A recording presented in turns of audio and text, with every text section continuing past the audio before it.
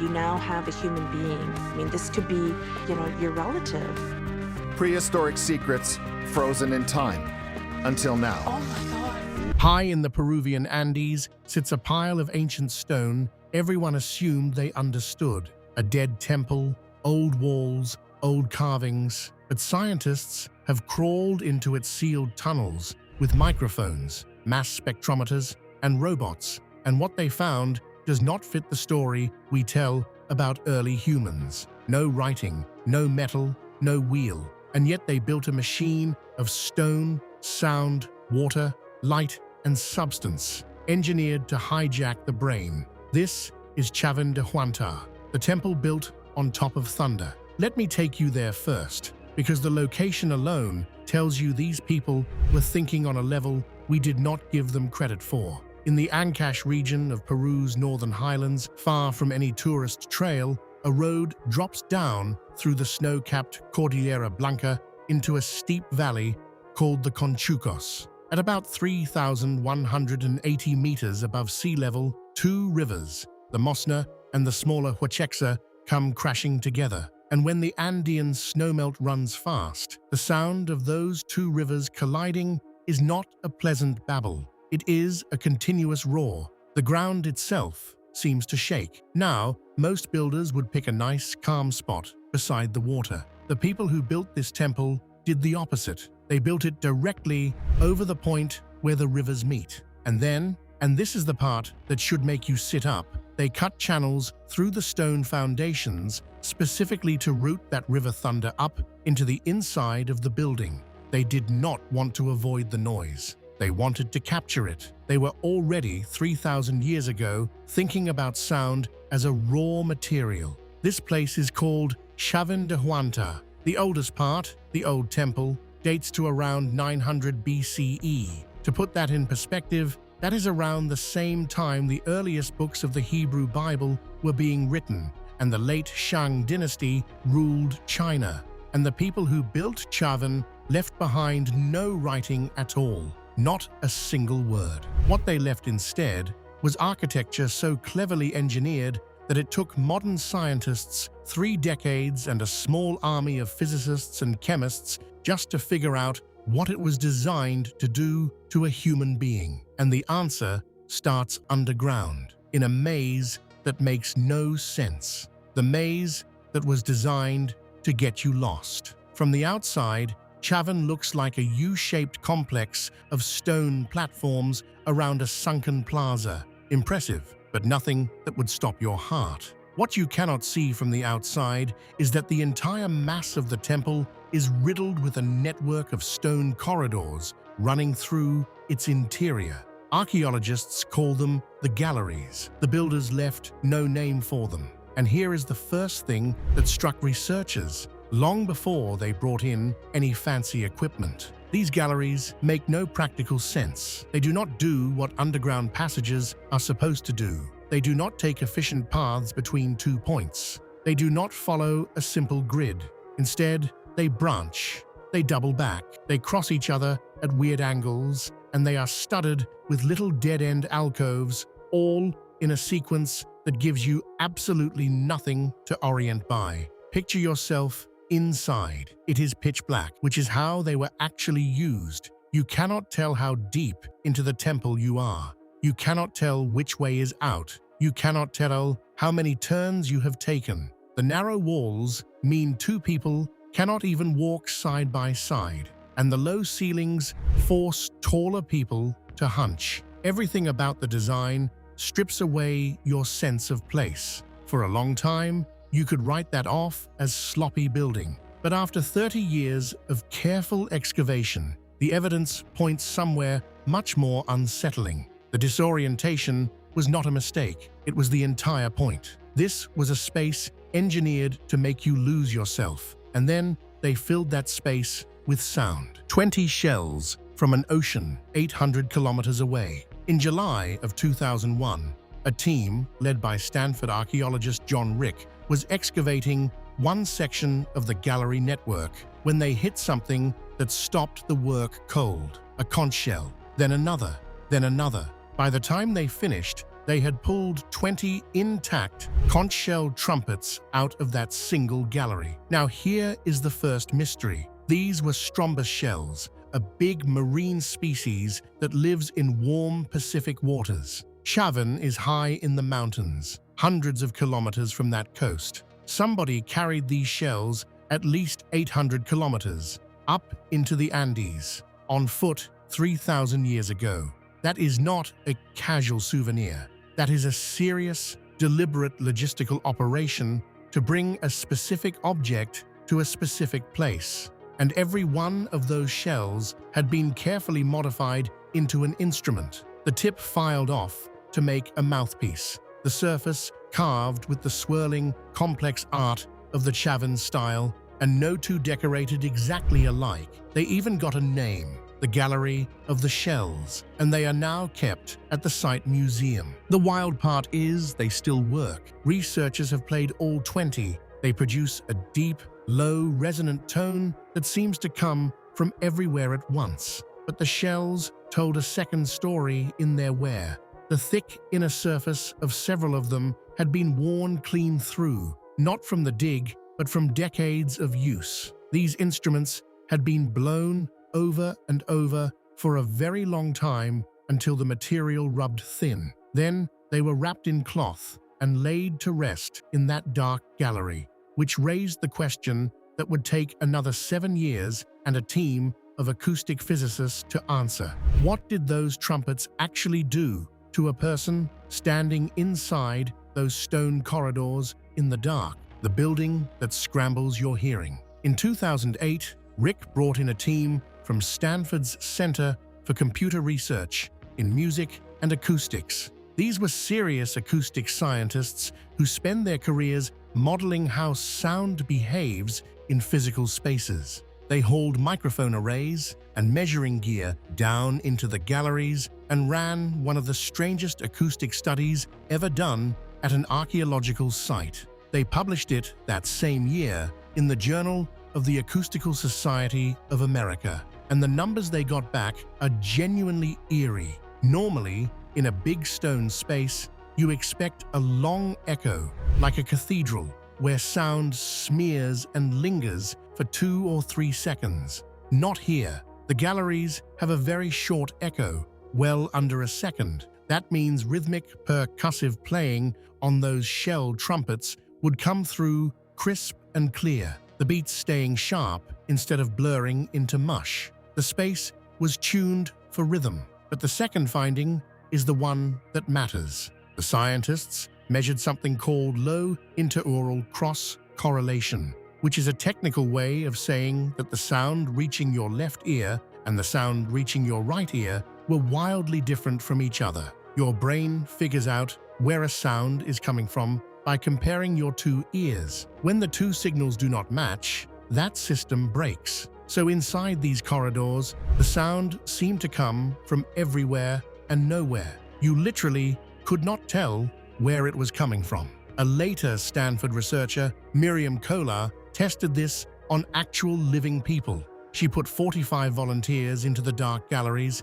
and asked them to point to where a trumpet sound was coming from. In some spots, they nailed it, but in other spots, determined purely by the geometry of the corridors and the alcoves, their answers were, in her words, wildly inaccurate. Let that sink in. The architecture alone, with no tricks, no technology, could switch off a human being's ability to locate sound. They engineered a space that broke your hearing on purpose, and they were not done, because they also had water that roars like a jaguar, and light from nowhere. Running underneath and through the galleries is a system of stone canals. Back in the 1970s, the Peruvian archaeologist Luis Lumbreras looked at these canals and noticed something odd. They were terrible drains, badly designed for actually moving water away. So in 1976, he floated a radical idea.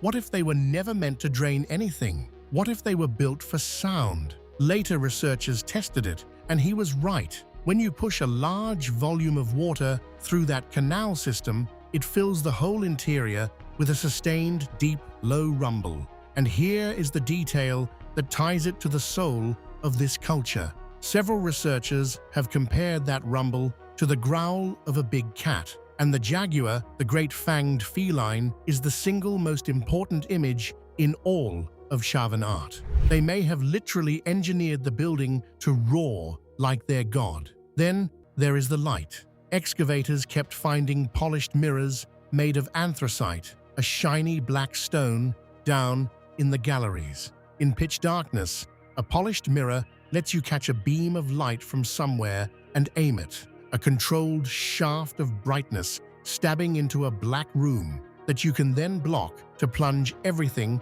back into total darkness. Whoever ran these ceremonies could summon and kill light on command. So put yourself back in that dark maze now. You are lost. You cannot tell up from down or in from out. A deep trumpet tone is coming at you from every direction at once. Impossible to locate. The whole building is growling like an enormous jaguar as water thunders through the stone.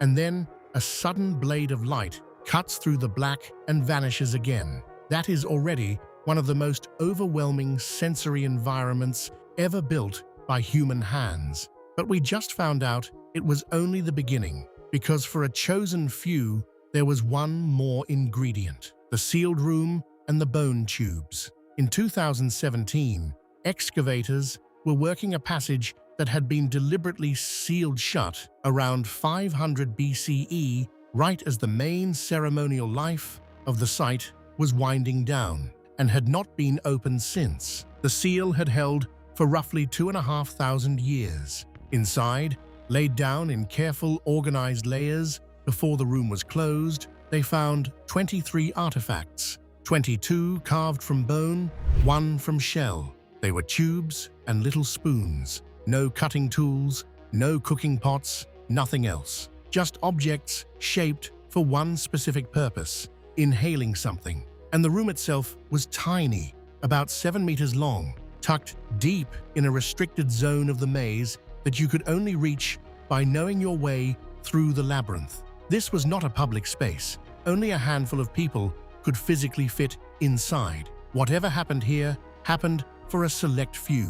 Then came the science that turned this from interesting into historic. The bone tubes were sent to independent labs and analyzed with mass spectrometry, published in a study in the journal PNAS in May of 2025 by a team from the University of Florida and Stanford, led by researchers including Daniel Contreras and John Rick. 6 of the artifacts came back positive for identifiable compounds, and those compounds were dimethyltryptamine, or DMT, a related molecule called bufotenine, and nicotine. The first 2 are the chemical fingerprint of a plant the Andeans call vilca, whose seeds are loaded with powerful DMT-like hallucinogens. The third is the marker for wild tobacco. A second analysis, looking for microscopic starch grains, confirmed it, finding physical grains of vilca seed and tobacco inside the tubes,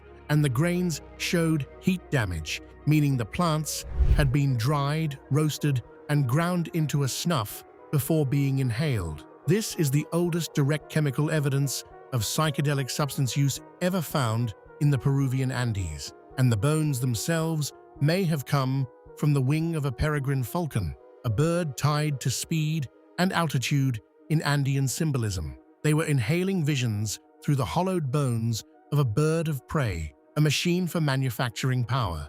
Now here is where all of it comes together, and where you understand why scientists say this does not fit our tidy story of ancient human history. The researchers behind the 2025 study make an argument that is not mystical at all.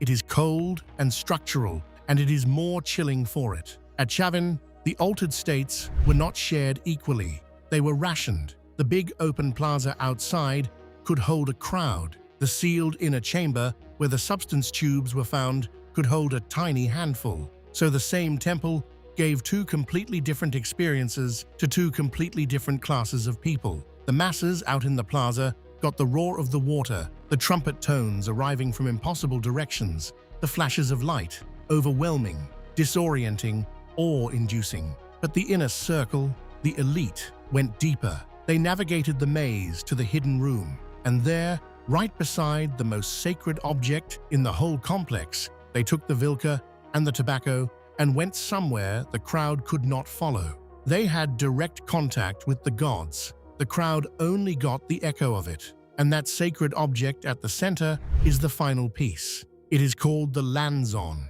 a huge wedge of white granite over 4.5 meters tall, wedged floor to ceiling in a cross-shaped chamber at the heart of the oldest galleries. Carved on it is a standing being with a fanged feline face, eyes rolled upward, and clawed hands. It is so large, it was built into the temple as a permanent fixture, impossible to remove without tearing down the walls around it. And Collar's acoustic team found something incredible near it, a tapered stone duct that acts like a filter, carrying the specific frequency of the conch trumpets from inside the gallery out into the plaza, while stripping away the frequencies of human speech. So to the people standing outside, it would seem as though the stone god itself was making the sound. The priests inside could make their deity speak. That is the machine. Sound you cannot locate. Water that growls like a jaguar. Light from nowhere. A maze that erases your sense of self. Powerful psychedelics reserved for the few. And a filtering duct that literally gives a stone idol a voice. All of it engineered deliberately 3,000 years ago by people with no writing and no metal to do one thing: to convince everyone who came that a small group of leaders had a direct line to the divine. It is one of the oldest, most sophisticated tools for manufacturing power that humanity has ever built. Why? The machine fell silent. So what happened to it? Between roughly 500 and 300 BCE, the whole system quietly came apart. There was no single disaster. The Grand Plaza slowly got taken over by an ordinary little village. People pried stones off the sacred temple and used them to build houses. The carved feline heads that once jutted from the walls got broken off and dumped into domestic construction. People kept living on the spot for another 2,000 years, but they were just living there. The magic was over, and the reason it collapsed is, honestly, kind of poetic. The Chavin system was built on something that could not be shared or scaled. Its whole power depended on being the one place, up a mountain at 3,000 meters, where you had to make a hard pilgrimage, walk through the dark maze, and let a priest guide you to an experience you could not get anywhere else. It ran on exclusivity and mystery. But as the surrounding peoples built their own centers, their own ceremonies, their own versions of the imagery, that one mountain temple stopped being necessary. You no longer had to make the journey. The mystery leaked out. What outlasted the building was the art. The fanged staff god of Chavin turns up on gold crowns on the coast, on cotton textiles far to the south, and even on the famous Gateway of the Sun at Tiwanaku in Bolivia,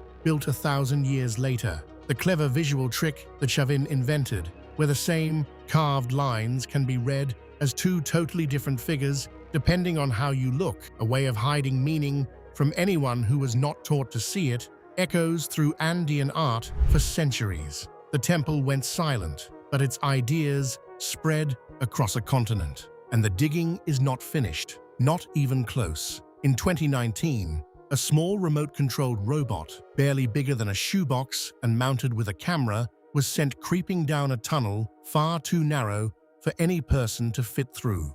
A passage only about 40 centimeters wide. And in the dark, at the end of it, the robot's camera found something incredible. A sealed room that no human had entered since antiquity, with a single object sitting quietly at its center. For 3 years, that object waited, seen but untouched, known only through a robot's grainy footage. Then in 2022, John Rick decided he had to reach it himself. He squeezed his own body through that same brutally tight tunnel, inching forward in the blackness, and finally crawled into the hidden room. What he found was a ceremonial stone bowl, weighing 17 kilograms and about 30 centimeters across, carved with the head of an Andean condor on one side and its tail on the other. Rick believes it was placed there as a deliberate offering when the gallery was sealed shut, the same careful kind of closing ritual